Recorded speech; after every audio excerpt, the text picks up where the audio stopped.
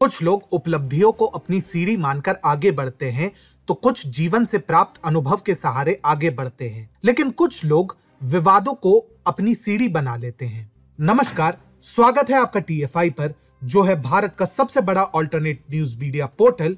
और मैं अनिमेश पांडे आपको अवगत कराऊंगा कि कैसे विराट कोहली जैसे व्यक्ति के लिए विवाद ही उसका टॉनिक है और कैसे ये प्रवृत्ति भारतीय क्रिकेट के लिए दिन प्रतिदिन हानिकारक होती जा रही है।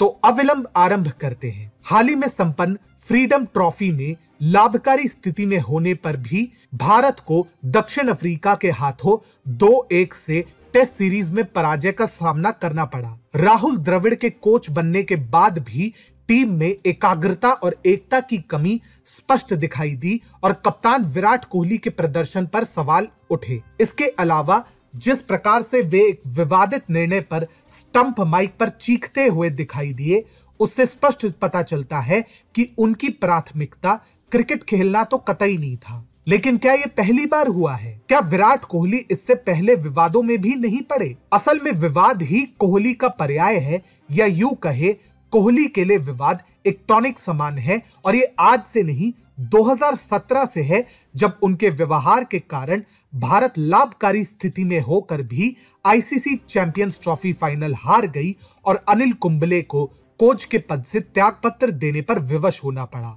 गुटबाजी हो, वोकिज्म हो, विराट कोहली ने तो मानो भारतीय क्रिकेट को अपना लिविंग रूम बना दिया। शायद इसीलिए TFI पोस्ट के एक विश्लेषणात्मक अध्ययन के अनुसार इस बात पर स्पष्ट प्रकाश डाला गया, नेतृत्व के नकारेपन ने इस दल को दिशा विहीन कर दिया। विश्व के सर्वश्रेष्ठ बल्लेबाज, गेंदबाज, क्षेत्र रक्षक, अनुभवी और युवाओं से सजी इस टीम के पास हारने का सिर्फ यही एक कारण था। टीम के कप्तान साहब अगर दिवाली, पर्यावरण और पाक जनित शमी की ट्रोलिंग पर भारत की परंपरा और धर्मनिरपेक्षता को ट्रोल करने के बजाय अगर कप्तानी और बल्लेबाजी पर अधिक ध्यान देते, तो परिस्थिति कुछ और होती। हम सिर्फ और सिर्फ अपने गलत निर्णयों की वजह से हारे हैं। इन सभी गलत निर्णयों में दूसरे मैच में वरुण चक्रवर्ती की जगह अश्विन को ना खिलाना था। इस मुद्दे पर बोलने की आवश्यकता इसलिए भी है क्योंकि देश की हार के पीछे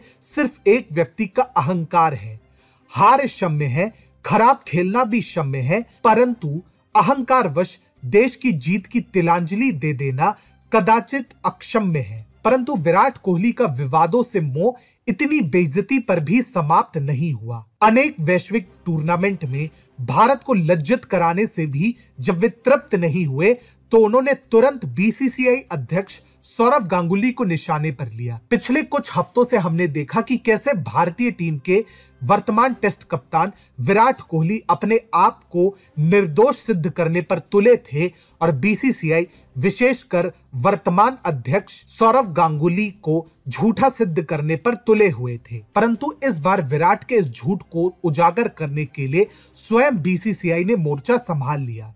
टीम के प्रमुख चयनकर्ताओं में से एक चेतन शर्मा ने उजागर किया है कि विराट कोहली पर BCCI की ओर से कोई दबाव नहीं था।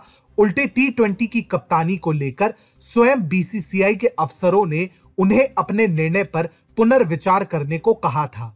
चेतन शर्मा ने स्पष्ट रूप से कहा कि जब विराट ने T20 की कप्तानी छोड़ने का निर्णय लिया, तो सभी ने उन्हें अपने निर्णय पर पुनर्विचार करने को कहा। इतना ही नहीं, विराट कोहली को वनडे की कप्तानी से हटाए जाने की सूचना उन्हें 8 दिसंबर को ही दे दी गई थी, न कि दक्षिण अफ्रीका दौरे से मात्र 1.5 घंटे पहले, जैसा कि विराट ने दावा किया था। बता दें कि एक प्रेस कॉन्फ्रेंस में विराट कोहली ने दावा किया कि BCCI ने उन्हें कभी T20 की कप्तानी छोड़ने पर पुनर्विचार करने को नहीं कहा था, और साथ ही साथ उन्होंने यह भी दावा किया था कि उन्हें वनडे की कप्तानी से हटाए जाने की सूचना दक्षिण अफ्रीका दौरे के लिए टीम की घोषणा से मात्र 90 मिनट पूर्व मिली। विराट कोहली जब आए थे तब गाजे बाजे के साथ आए थे, क्योंकि वे जूनियर विश्व विजेता थे, और अब भी जब जाएंगे तो गाजे बाजे सहित जाएंगे।